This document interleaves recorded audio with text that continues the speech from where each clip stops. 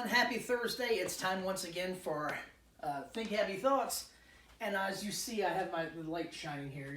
You'll understand why in a second. It's just not up there to be a distraction. Yes, the lights are a little lower and you might not be able to see me. Maybe that's a good thing. But anyway, we have been in a very weird situation. We're trying to figure things out here as a country, as a nation, as churches, as people, as Americans, as citizens of this planet. And there's so much odd happening right now. I mean, this is unprecedented. None of us have, especially in the United States, have ever lived through any of this before.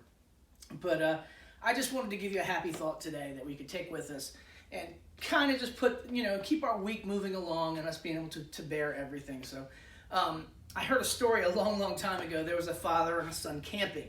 And as they were on a camping trip, the son went off and he said he was going to go find something, to look for something. The father, of course, it wasn't a huge place, but the son had wandered off and he had fallen down a hole into this giant cavern. It was a bunch of old construction, concrete pillars and stuff that had been kind of thrown away and off to the side. He fell down there, and after a couple hours, the father has looked everywhere for him, and the father finally heard him screaming and heard him down at the bottom of this giant pile of these huge concrete tunnels. And he stood at the top, and the son could not see him, but he could hear his voice. And so he took out his pen light, and this is what the father had. All the dad had was the pen light, and he stuck it there, and he shined it. And it gave the son so much comfort to just, even though he couldn't see his father, even though he couldn't see the daylight, he could see just the tiny tip of light, kind of like we have here. But the father, of course, needed to get help. And so he left his light there, and he walked just as far as he could still walk away, and his son could still hear his voice.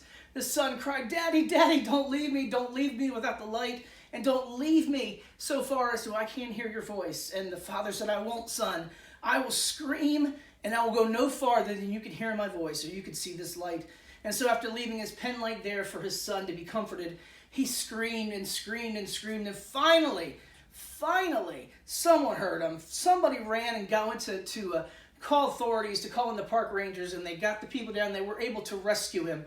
But for hours and hours and hours, all he had to go off of, that little boy, to comfort him, was that little light and his father's voice.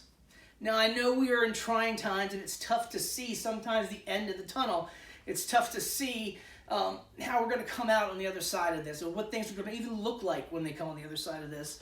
But I want to be encouraged today, and I want to encourage everybody who can hear this today there is no place we can go where God's arm cannot reach us. There is no place we can go where God's voice cannot be heard. And there's no place we can hide from God so much as that we can't see his light. No matter how dark it is right now, as long as we can still see a little bit of that light that God has for us, and as long as we can still hear his voice, we know that God is still working. I just wanted to encourage you right now to think those things, to think happy thoughts. Thank you so much for sitting with me for this 5-minute little happy thought today. And I encourage you, there's light at the end of the tunnel, and there's no place where we can go where God's arm cannot reach us. Be encouraged. Think happy thoughts. Thank you.